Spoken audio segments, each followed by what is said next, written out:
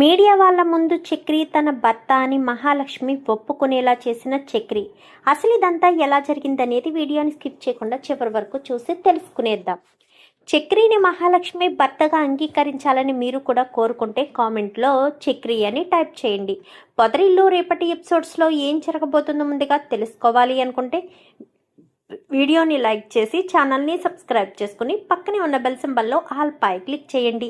మొత్తం మీద చూసుకున్నట్లయితే గనక విక్కీ, దివ్య ఇటు మహాలక్ష్మి తన ఇద్దరిని కూడా తీసుకుని బృందావనాన్ని చూపించడానికి ఇంటికి తీసుకొస్తుంది. విక్కీ, లక్కీ అంటూ పేర్లు ప్రాస కుదిరేసరికి ఇంకా చాలా బాధపడుతూ ఉంటాడు ఇంకా మన చక్రి అయితే. ఎందుకంటే మహాలక్ష్మిని తను ఎంతగానో ప్రేమించాడు. తనతో సరిగ్గా ఉండకుండా అందరితోటూ ఆప్యాయంగా ప్రేమగా మాట్లాడడం, పైగా బాస్ అయ్యుండి చక్కనైన తెలుగనాల మంచి పేరుని మహాలక్ష్మి అనే పేరుని వాడి పేరుకి తగ్గట్టుగా లక్కీ, విక్కీ అంటూ మార్చుకోవడం అదంతా చూసి తట్టుకోలేకపోతూ ఉంటాడు ఇంకా చక్రి అయితే. మహాలక్ష్మి వాళ్ళని తీసుకువెళ్ళిపోతుంది. ఇంకా రోజు నైట్కి మహాలక్ష్మి తనకు విడాకులు ఇస్తుంది అని చెప్పిన విషయం కాస్త చెప్తాడు. చెప్పేసరికి అందరూ కూడా షాక్ అయిపోతారు. ఏంట్రా ఏం నువ్వు అనేది అనగానే, అవునన్నయ్య, మహాలక్ష్మి నాకు విడాకులు ఇస్తానని చెప్పారు. నేను మాత్రం ఎట్టి పరిస్థితుల్లోనూ ఆవిడ వదులుకోను. వచ్చే వ్యాలంటైన్స్ డేకి తనే నాకు ప్రపోజ్ చేసి నిజమైన పెళ్లి చేసుకునేటట్టుగా చేస్తాను అనగానే, ఎందుకురా ఛాలెంజ్లు చేస్తావు? ఛాలెంజ్లు చేసి ఓడిపోతావు. ఎప్పటికే మహాలక్ష్మికి నీ మీద చాలా కోపం ఉంది. నీతో మాట్లాడడానికి కూడా తను ఇష్టపడడం లేదు. కేవలం విడాకుల కోసమే నీతో మాట్లాడుండొచ్చు. విడాకులు అయిపోయిన తర్వాత నీతో మాట్లాడకుండానే ఉండొచ్చు. ఎందుకంటే నీకు తను నా భార్యనే ఆ మాట అంటే ఆలోచన నీ మనసులోకి ఎప్పుడైతే వచ్చిందో అప్పుడే నీలో ఉన్న దురుద్దేశం తనకు అర్థమైపోయింది.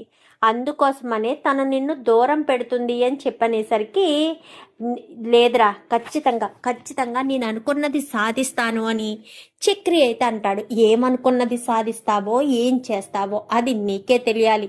అయినా మహాలక్ష్మిని మాత్రం ఇబ్బంది పెడితే నేను అస్సలు ఊరుకోనని మాధవ్ చెప్తాడు. నువ్వేమో ఇలా అంటావు, ఆవిడేమో నాకు విడాకులు ఇస్తాను అని అంటుంది. నేను ఎటు పోవాలి, ఎటు చావాలి? నేను మహాలక్ష్మిని ప్రేమించనన్నయ్య. ఈ పెళ్ళి తన దృష్టిలో పెళ్ళి కాకపోవచ్చు, కానీ నా దృష్టిలో పెళ్ళే అన్నయ్య. ఏదొకటి చేసి మహాలక్ష్మి గారిని నేను సొంతం చేసుకుంటాను అని చక్రి కాస్త చెప్తాడు. మరుసటి రోజు ఉదయాన్నే మహాలక్ష్మి ఆఫీస్కి వెళ్ళిపోతుంది. ఆఫీస్కి వెళ్ళిపోయేసరికి, ఏంటి మహా అలా ఉన్నావు అనగానే, ఏమీ లేదు అనేసరికి, సరే సాయంత్రం బయటికి వెళ్దామా అనగానే, లేదు, నాకు ఒక ఇంపార్టెంట్ పని ఉంది, ఒకరు అపాయింట్మెంట్ తీసుకున్నాను, అక్కడికి వెళ్ళాలి అనేసరికి, సరే రేపు వెళ్దాంలే అని ఇంకా సాయంత్రం ఇంటికి వచ్చేసిన తర్వాత అందరినీ పిలు అని కన్నాకు చెప్తుంది. కన్నాకు చెప్పేసరికి కేశవ అందరూ కూడా వస్తారు. అందరూ రావడంతో, ఏంటమ్మా మహాలక్ష్మి, ఏమైనా కావాలా అనగానే, మీతో ఒక విషయం చెప్పాలి పెద్ది. మీతోటే కాదు అందరితోని అదే విషయం నేను పంచుకోవాలి. ఇప్పుడు నేను చక్రి గారు ఇద్దరు లాయర్ని కలవడానికి వెళ్తున్నాము అని బాంబు పేలుస్తుంది. ఒక్కసారిగా షాక్ అయిపోతాడు చక్రి. విడాకులంటే విడాకులు అనుకున్నాను, ఎప్పుడో విస్తుందిలే అని అనుకున్నాను. ఇదేంటి ఇంత సడన్గా లాయర్ని కలుద్దామని అంటుంది? లాయర్ దగ్గరికే కాదు, అసలు మహాలక్ష్మి గారికి విడాకులు ఇవ్వడమే నాకు ఇష్టం లేదు. అలాంటి తప్పుడు నేను మహాలక్ష్మి గారికి ఎలా విడాకులు ఇస్తాను? ఎలా ఇదంతా చేయగలను? నా వల్ల కాదే.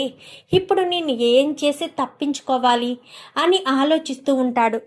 అమ్మ మహాలక్ష్మి, ఎలా అంటున్నానని కాదు అనగానే, నేనొక్క మాట చెప్తాను పెద్ది. ఎందుకంటే చక్రికి నాకు జరిగింది పెళ్ళి నా దృష్టిలో పెళ్ళే కాదు. అసలు నేను ఆ సమయంలో కేవలం ఆ పిల్లకోడిని చేసుకోకుండా ఉండడం కోసమే చక్రితో తాళి కట్టించుకున్నానే తప్ప చక్రి మీద నాకు ఎలాంటి ఆశ, ఎలాంటి ఇంట్రెస్ట్, ఎలాంటి ప్రేమ లేదు. కావాలంటే మీరు నన్ను అబ్జర్వ్ చేసే ఉంటారు. కేవలం ఆపద్ధర్మం కోసం మాత్రమే నేను తాళి కట్టించుకున్నాను అంతే తప్ప వేరే ఉద్దేశం కాదు అని ఇంకా చెప్పేసరికి, అంటే నీలో మార్పు రాదమ్మా అని చెప్పాను. కానీ ఎలాంటి మార్పు కావాలి పెద్ది? చక్రిని భర్తగా అంగీకరించడమా? అది ఎప్పటికీ జరగదు. అయినా నేను చక్రిని ప్రేమిస్తేనే కదా చక్రిని భర్తగా అంగీకరించాలని అనుకోవడానికి అని చెప్పనేసరికి, సరే అమ్మా నీ ఇష్టం అని చెప్పి ఇంకా పెద్ది అయితే చెప్తాడు. మహాలక్ష్మి సరే పదండి వెళ్దామని ఇద్దరు కూడా లాయర్ దగ్గరికి బయలుదేరి వెళ్తారు. ఒక్కసారి ఆలోచించండి మహాలక్ష్మి గారు అని చెప్పాను. కానీ ఎందుకు ఆలోచించడం? మీరు నేను ఏమీ పెళ్లి చేసుకోలేదు కదా, ఇష్టపూర్వకంగా ఏదో అలా పెళ్లి జరగాల్సిన టైం కాబట్టి జరిగిందే తప్ప వేరే ఉద్దేశంతో మన ఇద్దరికి పెళ్లి జరగలేదు కదా. మరి దాన్ని ఎందుకు మీరు అంత సీరియస్గా తీసుకుంటున్నారు?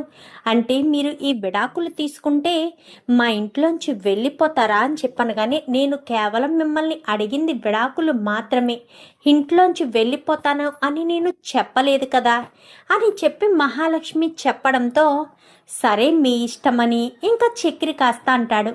ఇద్దరు కూడా లాయర్ దగ్గరికి వెళ్తారు. వెళ్ళిన తర్వాత, మీరిద్దరూ ఎందుకు విడాకులు తీసుకోవాలనుకుంటున్నారు? మీ ఇద్దరికి మధ్య ఏ సమస్యలున్నాయి? మీరు ప్రేమించి పెళ్లి చేసుకున్నారా లేక పెద్దల్ని ఒప్పించి పెళ్లి చేసుకున్నారా? చెప్పండి, అసలు విడాకులు ఎందుకు తీసుకోవాలనుకుంటున్నారు అని లాయర్ అడిగిన ప్రశ్నకు ఇంకా చక్రి సైలెంట్గానే ఉంటాడు.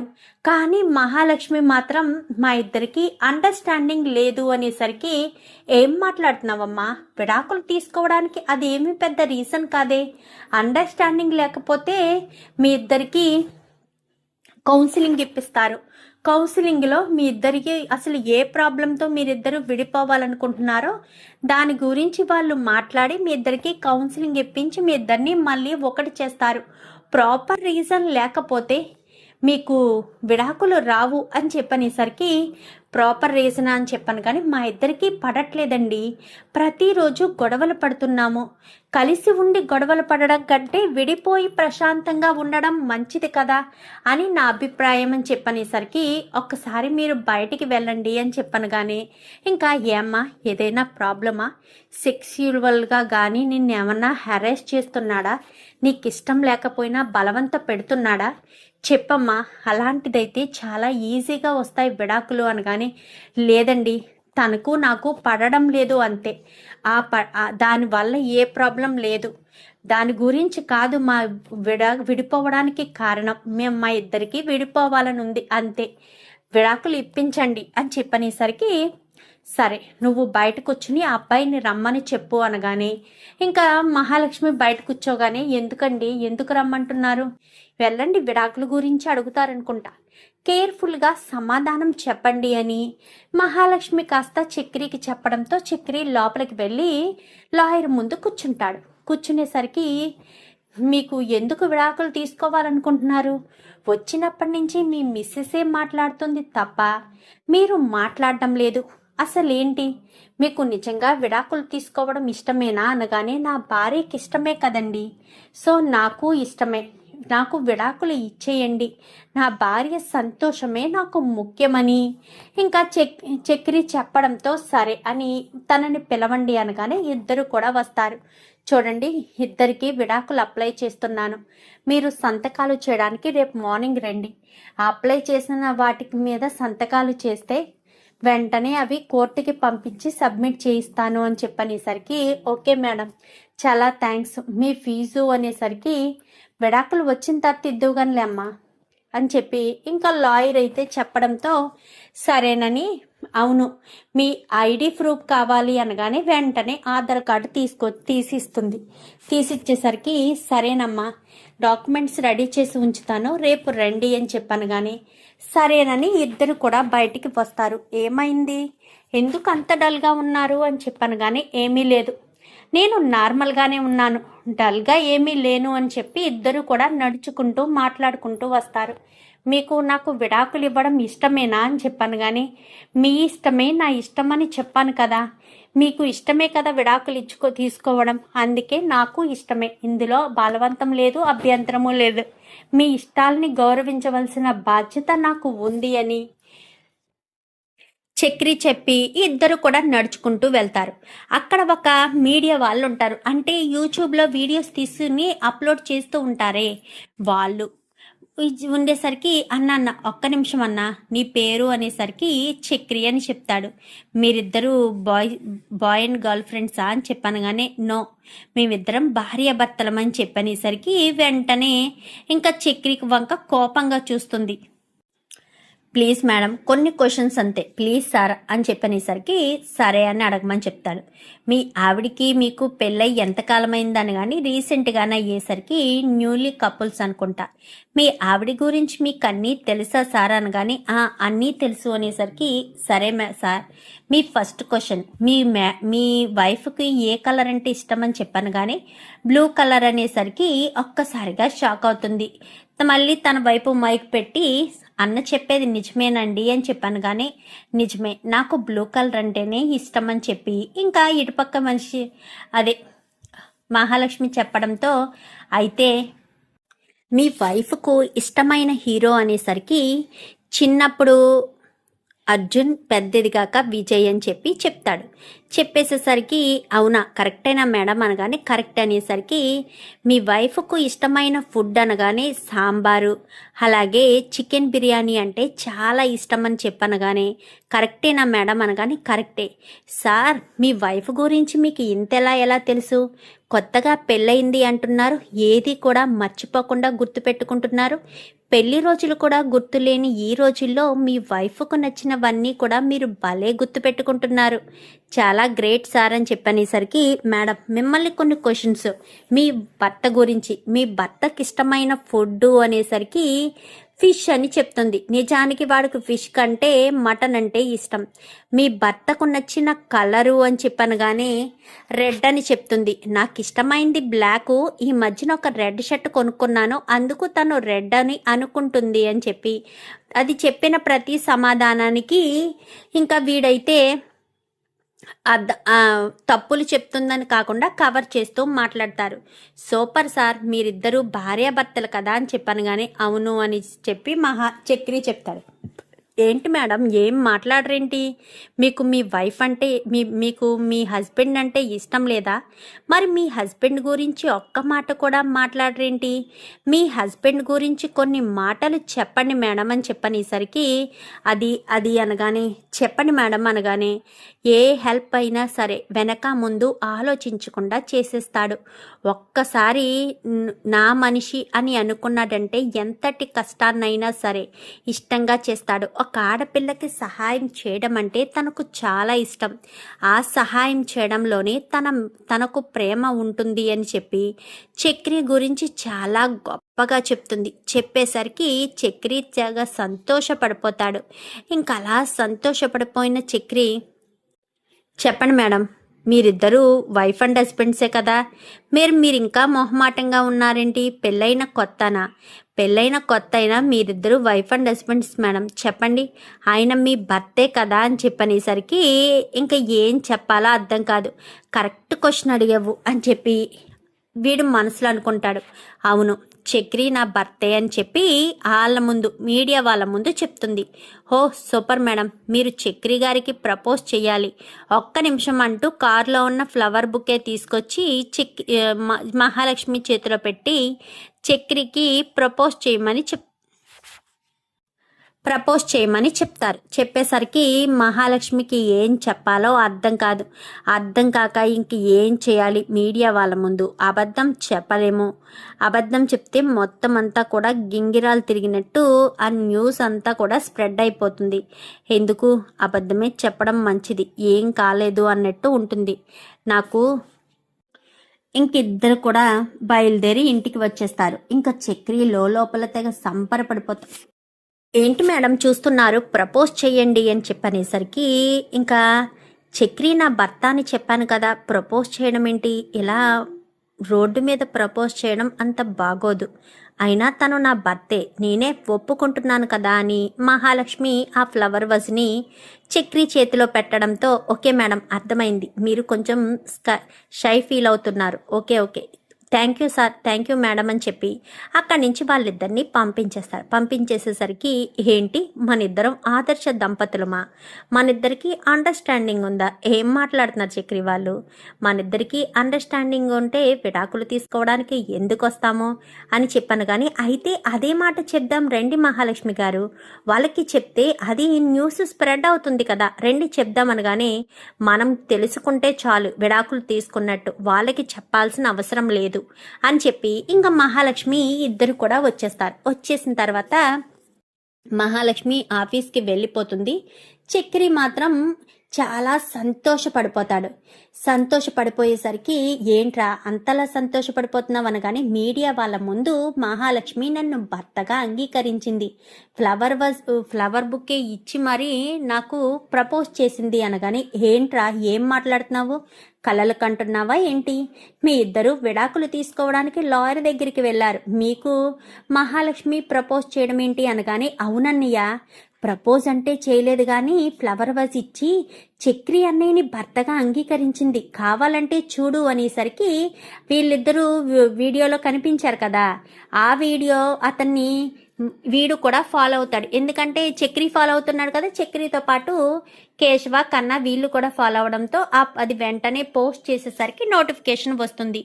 నోటిఫికేషన్ రావడంతో వెంటనే కన్నా చూసి అవును అని చెప్పి కేశవకు చెప్తాడు, ఎదురా ఇలా చూపించు అని చెప్పి మాధవ్ కూడా అనగానే మాధవ్ కూడా చూపిస్తాడు. ఏంటి మహాలక్ష్మి గురించి నీకు అంతలా తెలుసా, ఎందుకు తెలియదు అన్నయ్య, ఇష్టమైన వ్యక్తి గురించి తెలుసుకోవడంలో ఆ కిక్కే వేరు, తన ఇష్టాలేంటి, తన ఇష్టాలు, తను ఏది ఇష్టంగా తింటారో అన్నీ తెలుసుకోవడం చాలా ముఖ్యమని చెప్పి ఇంకా చాలా సంతోషంగా ఆ మాట చెప్తాడు. మహాలక్ష్మి గారు ఎప్పటికీ నా భార్యగా ఉండిపోతే బాగుంటుంది కదన్నయ్య, మహాలక్ష్మి గారికి నేనంటే ఇష్టం లేదు కానీ మహాలక్ష్మి గారంటే నాకు చాలా ఇష్టం అనగానే అది సరేరా, లాయర్ దగ్గరికి వెళ్ళారు కదా, లాయర్ ఏం చెప్పారు అనగానే ఏం చెప్పడమే ఉంది, విడాకులు తీసుకోవడం ఇష్టమేనా అన్నారు, ఏం చేస్తాను ఆవిడకి ఇష్టమే కదా, ఇష్టమే అన్నాను, సరే విడాకులకు అప్లై చేస్తాను, ఇంతకీ మీరు ఏ విధంగా విడిపోతున్నారు, మీ ఇద్దరికి మధ్య గొడవ ఏంటి అని చెప్పి అడిగారు, ఏమీ లేదండి అండర్స్టాండింగ్ లేదు అని చెప్పారు, అది రీజన్ సరిపోదు నేను ఏదో ఒకటి మాట్లాడతానులే అని చెప్పి ఆవిడ చెప్పడంతో మహాలక్ష్మి గారు ఏం మాట్లాడకుండా సైలెంట్గా వచ్చేసారన్నయ్య. అన్నయ్య ఏదో ఒకటి చెయ్యి అన్నయ్య అనగానే ఏదో ఒకటి నేను చేయడం ఏంట్రా, మాటల ద్వారా ప్రేమలు పుట్టవు చక్రి, నీకు ఆ విషయం తెలుసు, పెద్దరికంలాగే ఉండాలి, నేను నిన్ను ప్రేమించమని కానీ విడాకులు తీసుకోవద్దు కానీ చెప్పే హక్కు అధికారం నాకు లేదు, అయినా మహాలక్ష్మి గారికి ఈ ఆలోచన సడన్గా వచ్చిందంటే ఎందుకు వచ్చిందో ఏంటో అని ఆలోచిస్తూ ఉంటారు. ఆలోచిస్తూనే సర్లే ఏదో ఒకటి చెయ్యాలి, ఏదో ఒకటి చేసి మహాలక్ష్మి గారి మనసులో నేను స్థానం సంపాదించాలని చక్రి ఆ రోజు నుంచి కూడా కొంచెం మహాలక్ష్మి ముందు డల్గా ఉంటాడు. మహాలక్ష్మికి ఒక భర్త ఉంటే ఎలా కేరింగ్గా చూసుకుంటాడనేది ప్రతి ఒక్కటి తెలియచేయాలని చక్రి ఎంతగానో తాపత్రయపడతాడు. ఒక పెద్ద ఆవిడ కనిపిస్తుంది, అంటే తన కారులో భార్యాభర్తలు ఇద్దరు కూడా కారులో ఎక్కి ప్రయాణం చేస్తూ ఉండగా ఇద్దరూ సంతోషంగా ఉండడం చూసి చక్రి అడుగుతాడు, మీకు ఎంత వయసు వచ్చినా మీరు ఇంత సంతోషంగా ఎలా ఉండగలుగుతున్నారు, నీకు ఒక విషయం చెప్పనా అబ్బాయి, నేను ఈయన్ని నిజంగా ఇష్టపడి పెళ్లి చేసుకోలేదు, మేమిద్దరం విడాకులు తీసుకుందామనుకున్నాము, కానీ ఈయన నా మీద చూపిస్తున్న కేరింగు, ఈ ప్రేమ నాకు బాగా నచ్చాయి, ఇలాంటి గొప్ప వ్యక్తిని దూరం చేసుకుంటే ఇంతలా ప్రేమించే వ్యక్తి మళ్ళీ నాకు దొరుకుతాడా అని అనిపించింది, అందుకే ఇష్టం లేకపోయినా నేను ఈయనతో కలిసి బ్రతకాలి అని నిర్ణయం తీసుకున్నాను, ఇప్పుడు ఆ నిర్ణయమే నా జీవితాన్ని ఈ రకంగా మార్చేసింది, లేదంటే నేను ఎక్కడో ఉండేదాన్ని, నా భర్త నన్ను చాలా చాలా ప్రేమగా చూసుకుంటారు తెలుసా, మరి నా భార్యకి నేనంటే ఇష్టం ఉండాలి అంటే ఏం చేయాలి అనగానే ఏంటబ్బాయి నీ భార్యకి నువ్వంటే ఇష్టం లేదా అనగానే మాదో ఒక రకమైన పెళ్లి సార్ అని చెప్పనేసరికి అభ్యంతరం లేకపోతే చెప్పరా అబ్బాయి అని చెప్పి వాళ్ళు అంటారు. వాళ్ళు బాగా పెద్దవాళ్ళు, సీనియర్ మోస్ట్, అంటే ఇద్దరు కూడా చాలా పెద్దవాళ్ళు, ప్రేమగా ఆప్యాయంగా ఉండేవాళ్ళు. ఇలా విడిపోవాలనుకున్న ఎంతో మంది జంటలను కలిపిన క్రెడిట్ వాళ్ళకుంది. వాళ్ళే చెప్తారు. మా దగ్గరికి చాలా మందిని తీసుకొస్తారు. మేమిద్దరం మాట్లాడిన మాటలకు వాళ్ళిద్దరూ ఖచ్చితంగా కలిసే ఉండాలని అనుకుంటారు అనేసరికి, నాకు ఏదైనా చెప్పండి తాతయ్య గారు. మీరు చెప్పే సూచనతో నేను నా భార్య మనసులో ప్రేమను సాధిస్తాను.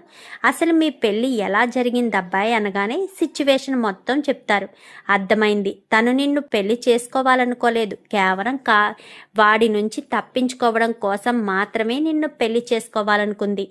ఇప్పుడు వాడి నుంచి తప్పించుకుంది కాబట్టి నువ్వు భర్తగా ఎక్కడ అంగీకరించాల్సి వస్తుందా అని విడిపోవాలనుకుంటుంది. ఇదే నీకు గడ్డు కాలం. నీకు విడాకులు రావాలంటే సుమారు 6 నెలలు పడుతుంది. ఈ 6 నెలల్లో నీ మనసులోని ప్రేమను నీ భార్యకు అర్థమయ్యేటట్టు చేస్తే ఖచ్చితంగా నీ భార్య నిన్ను అర్థం చేసుకుని నిన్ను పెళ్లి చేసుకుంటుంది అనగాని, అలా చేస్తే నా మీద ఇంకా ఇంకా కోపం పెరుగుతుంది కదా అని చెప్పనేసరికి, అదైతే ఖచ్చితంగా నిజమే, కోపం పెరుగుతుంది. అయితే మాత్రం నా భార్యను నేను వదులుకోవాలనుకోవట్లేదు. దయచేసి నా భార్య నాకు సొంతం అవ్వడానికి చెప్పండి అనగానే ఆ చెవిటి పాడేయని ఇంకా చెప్పడంతో ఇంకా కొన్ని చిట్కాలు చెప్తాడు. ఇలా చేస్తే ఖచ్చితంగా నా భార్యకు నేను నచ్చుతానా? ఖచ్చితంగా నచ్చుతావబ్బాయి, నాది గ్యారంటీ అని చెప్పనేసరికి ఇంకా ఆ రోజు నుంచి కూడా ఆ పెద్ద ఆయన చక్రికి ఏం చెప్పాడో అలానే చేస్తూ ఉంటాడు. చక్రి ఆలోచనల్లో, చక్రి ప్రవర్తనలో పూర్తిగా మార్పు గమనించిన మహాలక్ష్మి, ఏంటి నిజంగానే ఇదంతా చేస్తున్నాడా అని చెప్పి అనుకుంటూ ఉండేసరికి చక్రి అలా రోజు రోజుకి మహాలక్ష్మికి కొద్దిగా దగ్గర అవుతూ ఉంటాడు. మహాలక్ష్మి చక్రిని ఎక్కడికి వెళ్ళాలన్నా ఇంతకుముందు కన్నాతో ఎంత క్లోజ్గా ఉండేది, అలాగే ఇప్పుడు చక్రితో కూడా అలాగే మాట్లాడడం మొదలు పెడుతుంది.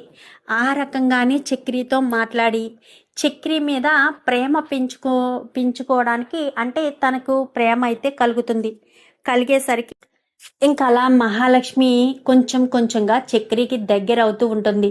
విడాకుల కోసం వెళ్ళాలని చివరి నిమిషంలో ఇంకా విడాకులు తీసుకోవడానికి 6 months హీరింగ్ వచ్చేసేసరికి 6 months హీరింగ్ అయిన తర్వాత జడ్జి గారి ముందు వెళ్ళి విడాకులు తీసుకోవాలనుకుంటున్నారా అని చెప్పనగానే అదే రోజు హారిక కూడా అక్కడికి వస్తుంది.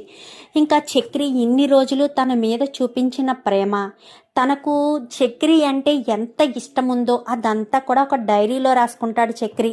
అదంతా కూడా చదివి చక్రి నన్ను ఇంతలా ఇష్టపడుతున్నాడా అని అర్థం చేసుకున్న మహాలక్ష్మి, నాకు నా భర్తతో కలిసి ఉండాలనుంది అని చెప్పనగానే ఒక్కసారిగా హారిక షాక్ అయిపోతుంది. ఇదేంటి మహాలక్ష్మి ఇలాంటి నిర్ణయం తీసుకుంది, తన భర్తతో కలిసి ఉండాలని చెప్పడం ఏంటి అని ఆశ్చర్యపోతుంది. మహాలక్ష్మి, ఏం చేస్తున్నావు, నువ్వేం చేస్తున్నావో నీకు తెలుస్తుందా అని చెప్పనగానే అది తెలుస్తుందా అని అనుకుంటూ ఉంటుంది హారిక. నా భర్త అంటే ఇష్టమని ఆ కోర్టులోనే వెళ్ళి చక్రిని ఈ బోన్లోంచి అక్కడికి పరుగున వెళ్ళి చక్రిని హత్తుకుంటుంది. ఐ లవ్ యూ చక్రి అని తన మనసులోని ప్రేమను మహాలక్ష్మి అయితే చక్రికి చెప్తుంది. చెప్పేసరికి చక్రి చాలా సంతోషపడిపోతాడు. కన్నా, కేశవ, ఇటు మాధవ అందరూ కూడా ఇంకా చక్రికి అలాంటి అద్భుతమైన భార్య ఉంటుందని, ఇంకా లైఫ్లో చక్రి భర్త అయిపోతే లైఫ్లో ఇక్కడి నుంచి ఎటు వెళ్ళదు కదా మహాలక్ష్మి అని చిన్నగా సంతోషపడిపోతూ ఉంటారు అందరూ కలిసి. చూద్దాం మరి రాబోయే ఎపిసోడ్స్లో ఇలాగే మహాలక్ష్మి అందరి ముందు, మీడియా వాళ్ళ ముందు ఒప్పుకున్న మహాలక్ష్మి విడాకులు తీసుకునే సిచ్యువేషన్ సమయానికి చక్రీనే నాకు భర్తగా కావాలి అని తన మనస్సు మార్చుకుని చక్రీతో ఆ కుటుంబంతో లైఫ్ లాంగ్ ఉండాలని మీరు కూడా కోరుకుంటే వీడియోని కనుక నచ్చినట్లయితే వెంటనే కామెంట్లో చక్రీ మహా అని కామెంట్ టైప్ చేయండి. Thank you for watching.